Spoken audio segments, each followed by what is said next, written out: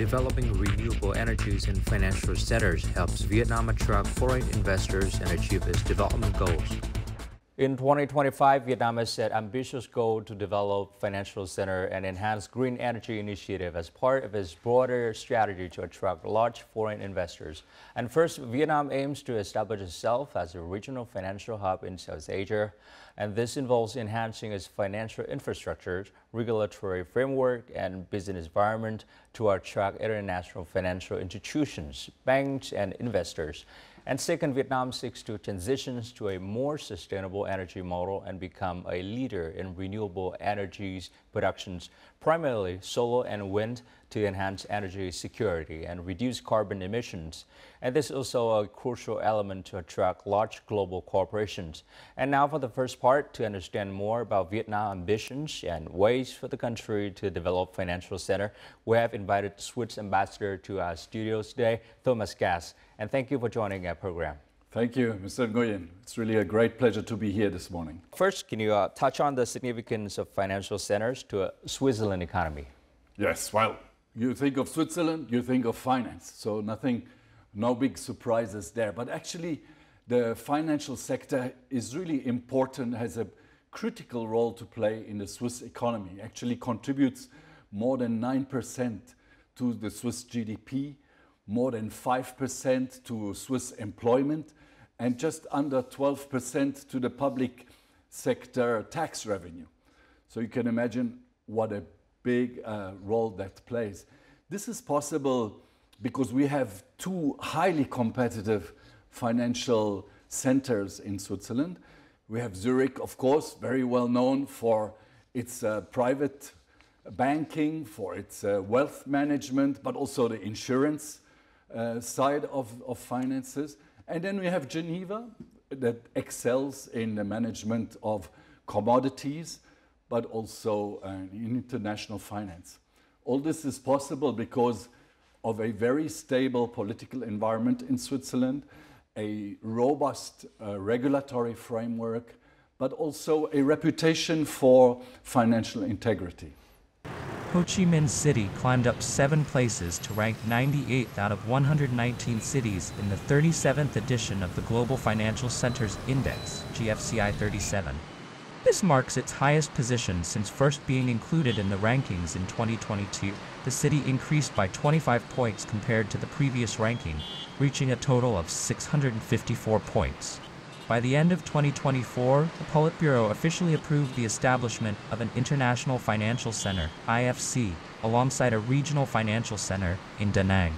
The IFC is envisioned as a cornerstone for the city's future economic growth, aiming to attract international investors, boost foreign direct investment, FDI inflows, and solidify its position as Vietnam's economic hub.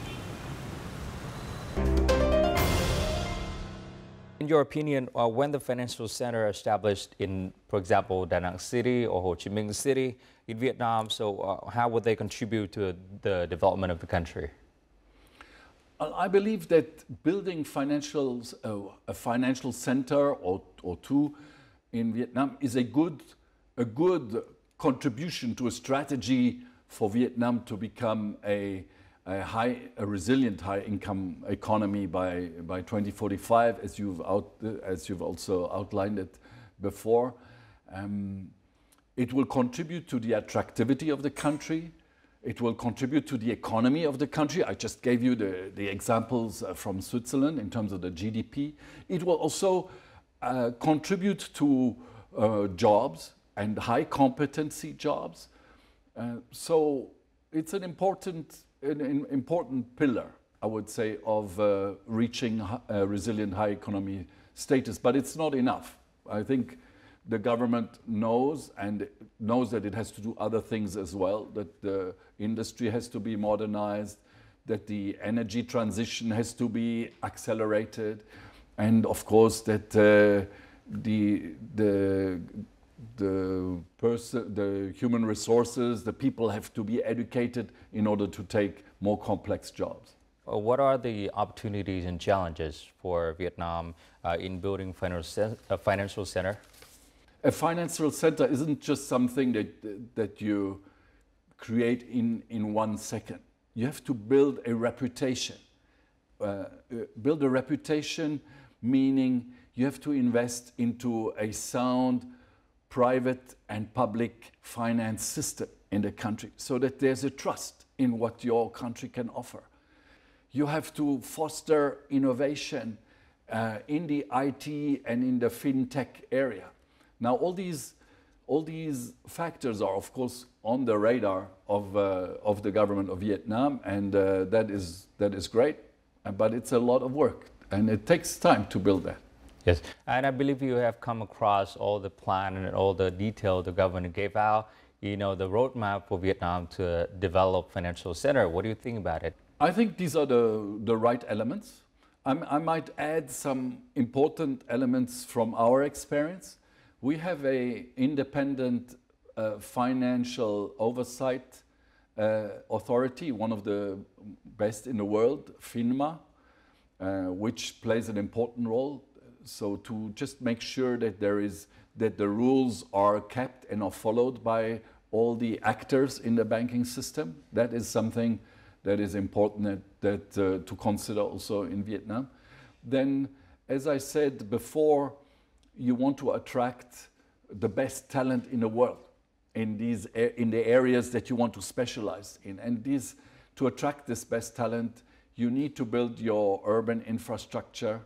I'm very impressed how quickly the urban infrastructure in Vietnam is evolving. But I mean, we both know the public transport system can be put in place still more rapidly. The pollution has to be reduced. These are elements that are important for young talents who are very mobile, and everybody wants them. So they will be attracted to Frankfurt, to Luxembourg, to Zurich. And so if you want them to come to Ho Chi Minh City and Da Nang, especially in Ho Chi Minh City, but also in Hanoi, you have to work on the pollution side of it, I believe. Yeah. Vietnam can draw several valuable lessons from the development of Swiss financial centers, particularly in areas such as stability, regulatory frameworks, and innovation. Switzerland has a strong and transparent regulatory environment that attracts both domestic and international investors. Swiss financial centers are known for their stability and resilience during economic downturns. Vietnam can work on strengthening its banking system, ensuring it has adequate capital reserves, and improving risk management practices. Besides, Switzerland is renowned for its expertise in wealth management. Vietnam can develop its own wealth management services by leveraging local knowledge and expertise while catering to both local and expatriate clients. Swiss banking is characterized by a strong emphasis on client confidentiality and security. Vietnam may need to balance privacy with international norms for transparency to attract global investors while protecting their interests.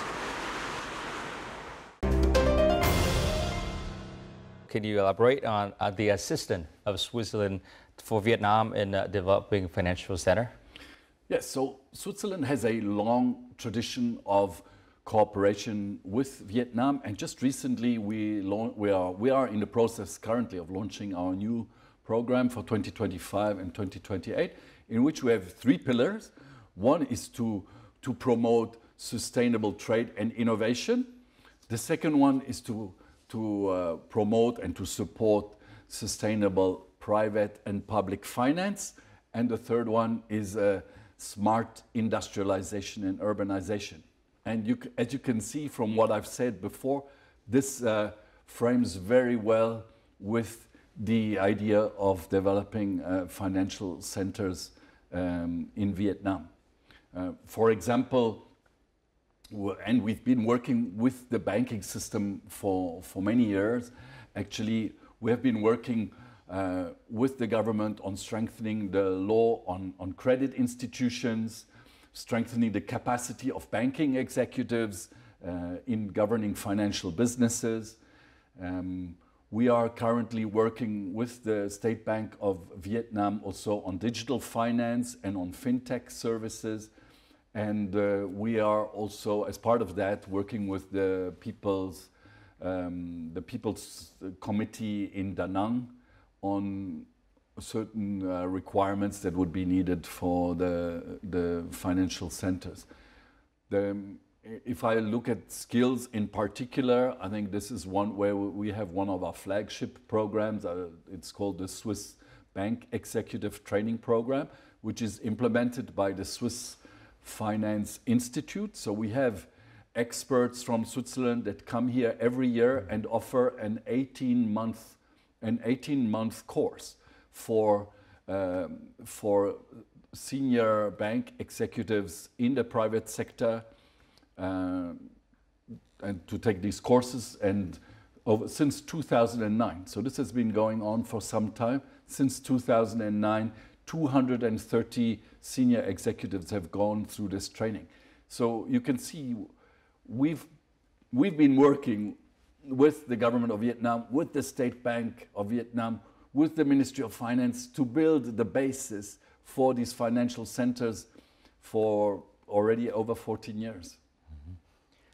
Maybe I can give you one more point which I think is important, because you want to be an international finance center, but you don't want to only serve the rich and the foreign investors. You also want to be there for your own economy. And so an important flagship in our current cooperation with Switzerland is our financing value chains program, which we actually last week we launched the second phase of it.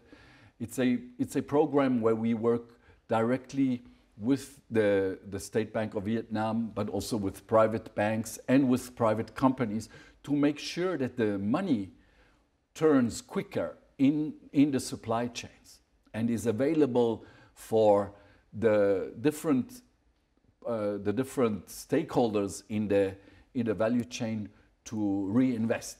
For example, if I'm a producer and I've delivered some food or some products to you, and you are the rich Hakim who can say, well, I'm going to pay you in 30 days, then I have to wait before I can reproduce, unless I can use the invoice as a collateral in a bank.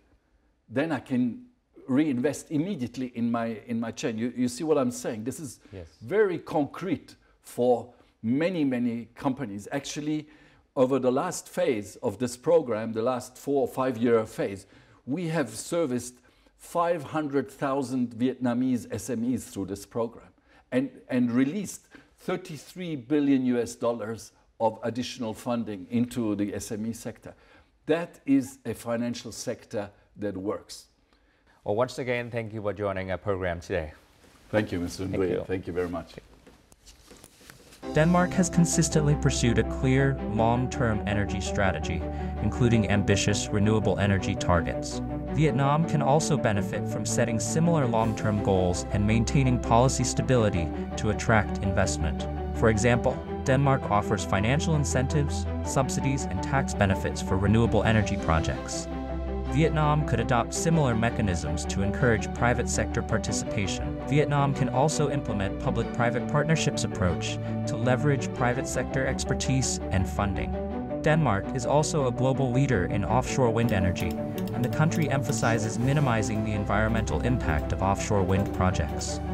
Denmark invests in the development and deployment of low-impact wind turbines that reduce noise and visual impact. And for the next part, we want to talk about Vietnam's plan to develop a more sustainable energy model and become a leader in renewable energy. And we have invited to our studio Mr. Leslie Peterson, Head of Trade and Economic Diplomacy's Commercial Counselor of Denmark Embassies in Vietnam, to our studio. Well, thank you so much for joining our program today. Thank you so much for having me. So as you know that recently Vietnam has passed in March Decree 58. And so how will Decree 58/2025 on development of renewable energy impact the attractions of investment in clean energy projects in Vietnam? I think Decree 58 is a major step for Vietnam's ambitions also to develop a renewable energy market here. It provides much needed guidance, transparency and clearance for companies to be able to invest and really develop this. there's now clear guidance also in terms of offshore wind, providing guidance for surveys, for licensing, and also for the ownership of for private corporations for up to 95% in projects. Do you think this decrease is going to be effective in terms of, or there going to be some loophole in that we need to fix? I mean, there are still things that are a little bit unclear.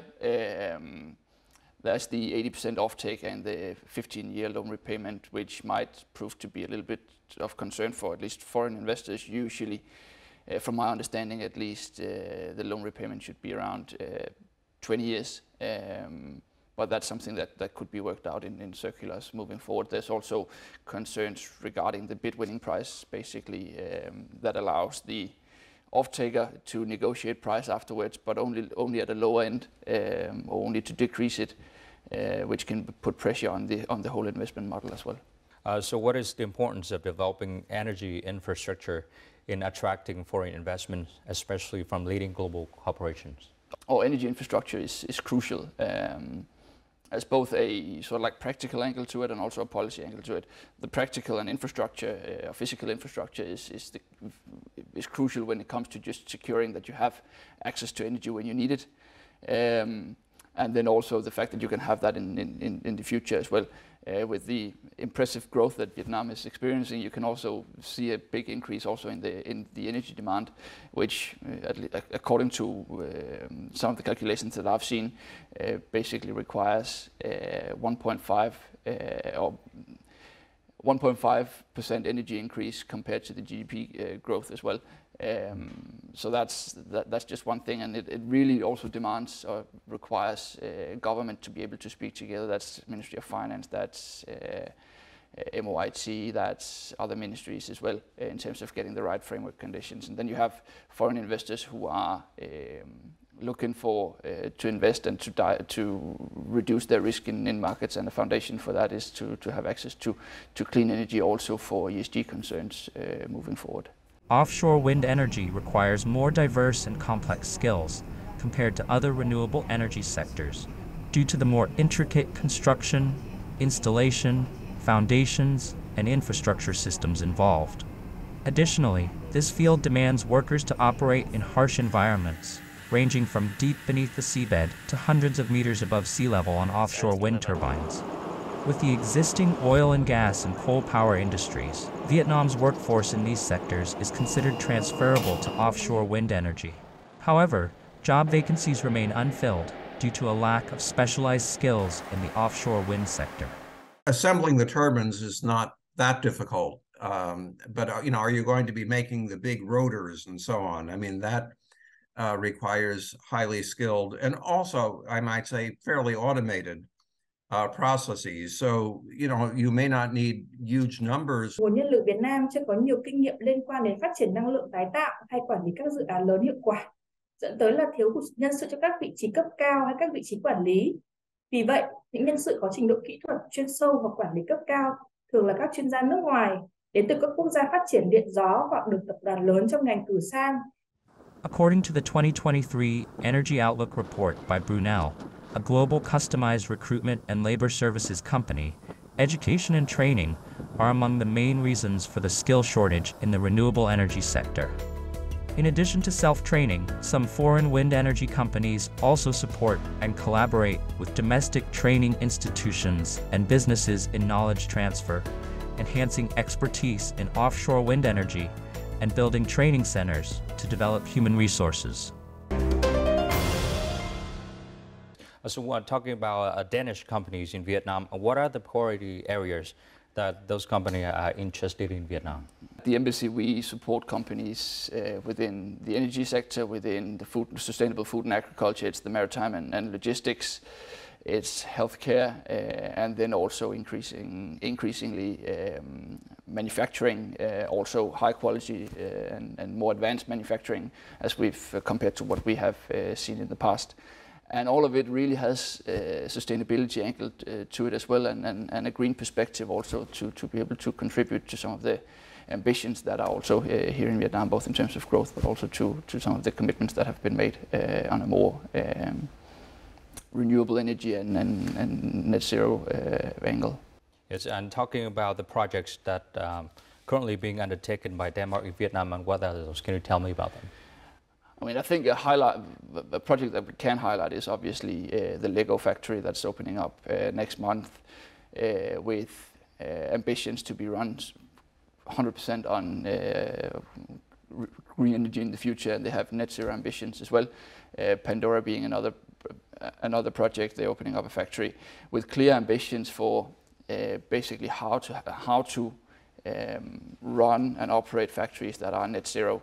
Then we also have some of the larger Danish developers and producers of wind turbines who are active here in the market, looking for projects, have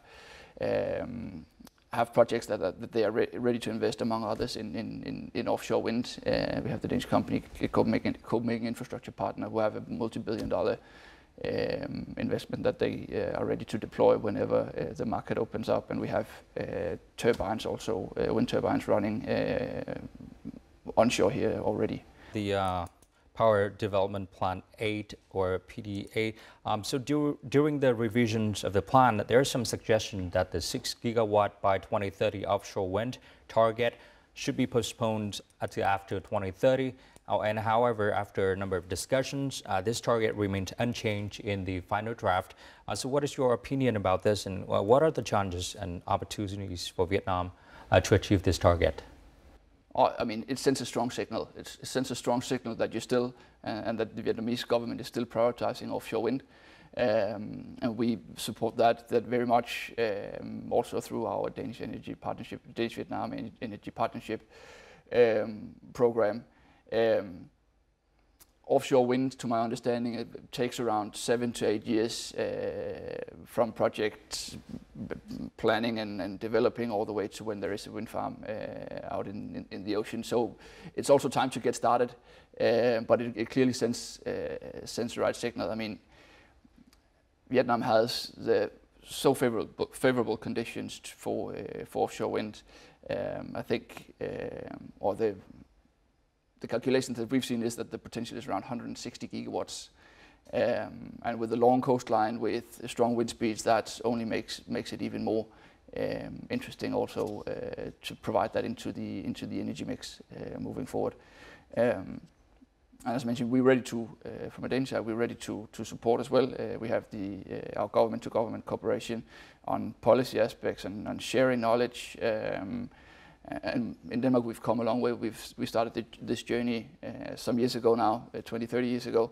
So we have some learnings that we try to at least provide as well and offer them to the Vietnamese side. And then we have the private sector who is here to support and to be part of this adventure in the future. Let's talk about Denmark. Since when and how long did it take for the country to develop a comprehensive energy infrastructure system that adequate to serve global corporations? Back in, I think it's 1971 or something, the first windmills were put up on the ground in Denmark. So basically the journey started back then. And since then, the regulatory framework has constantly both allowed for new development, but also pushed for a transition into alternative energy sources apart from just oil and coal and other fossil sources. And then the first offshore wind park was set up back in the early 90s.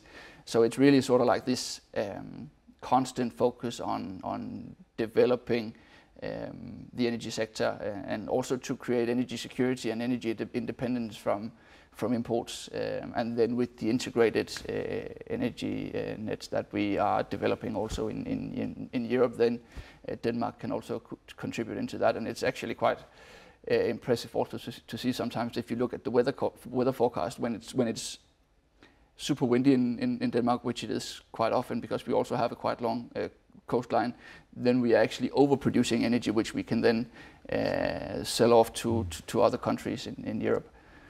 By pursuing the development of financial centers and green energy, Vietnam is positioning itself as an attractive destination for large foreign investors. And these initiatives not only promise economic growth, but also aim to enhance the country's infrastructures and sustainability.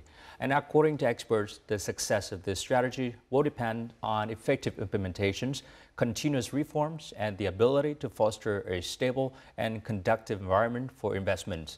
And as Vietnam advances on these fronts, it may emerge as a significant player in both the financials and green energy sector in Southeast Asia. Once again, thank you for joining our program.